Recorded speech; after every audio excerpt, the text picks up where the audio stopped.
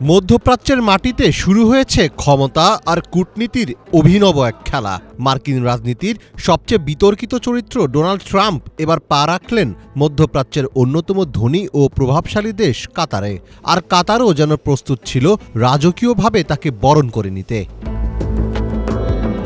লাল গালিচা, সামরিক অভিবাদন, রাষ্ট্রীয় নৈশভোজ, সব মিলিয়ে যেন এক রাজসিক পরিবেশ। কিন্তু এখানেই শেষ নয়। মূল চমক লুকিয়েছিল দুই দেশের মধ্যে সই হওয়া $200 বিলিয়ন চুক্তিতে। কাতার এয়ারওয়েজের জন্য যুক্তরাষ্ট্রভিত্তিক নির্মাতা প্রতিষ্ঠান বোয়িং থেকে বিমান কেনার একটি বড় চুক্তি স্বাক্ষর করেছে কাতার সরকার।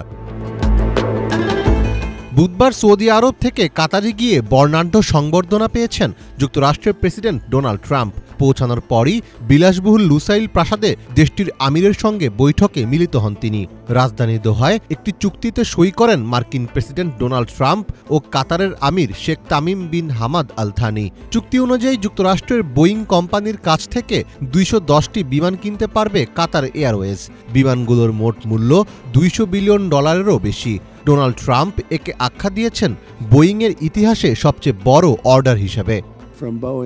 অসাধারণ কিছু সময় কাটালাম। আমরা রাশিয়া ইউক্রেন যুদ্ধসহ বিশ্বের বিভিন্ন ইস্যু নিয়ে কথা বলেছি। আমরা ইরান নিয়েও আলোচনা করেছি। আশা করি সেখানকার পরিস্থিতিও ঠিক হয়ে যাবে।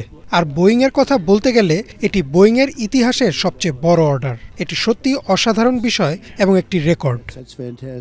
কাতারের লুসাইল প্রাসাদে ট্রাম্পের সম্মানে আয়োজন করা হয় রাজকীয় এক নৈশভোজের। সেই নৈশভোজে হাজির ছিলেন কাতারের আমির, রাজপরিবারের সদস্য, ব্যবসায়ী এলিট এবং মার্কিন প্রতিনিধি দল। সেখানেই দেখা যায় ভারতীয় ধনকুবের মুকেশ আম্বানিকে। আম্বানি তার প্রতিষ্ঠান রিলায়েন্সের মাধ্যমে গুগল ও মেটার মতো আমেরিকান প্রযুক্তি কোম্পানির সঙ্গে অংশীদারিত্ব বজায় রেখেছেন। তবে কাতারে তাদের মধ্যে কোনো ব্যবসায়িক আলোচনা বা চুক্তি হয়নি।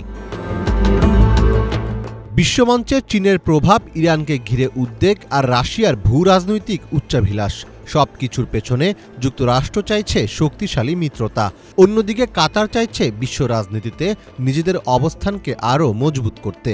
কাতার আগে থেকেই যুক্তরাষ্ট্রের সঙ্গে ঘনিষ্ঠ, তবে ট্রাম্পের এই সফর সেই সম্পর্ককে এক নতুন উচ্চতায় নিয়ে গেছে।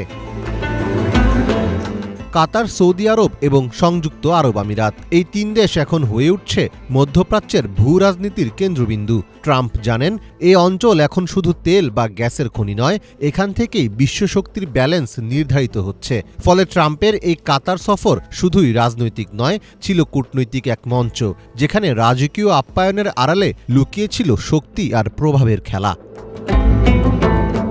মীর ফজলে রাব্বি, বাংলা ভিশন।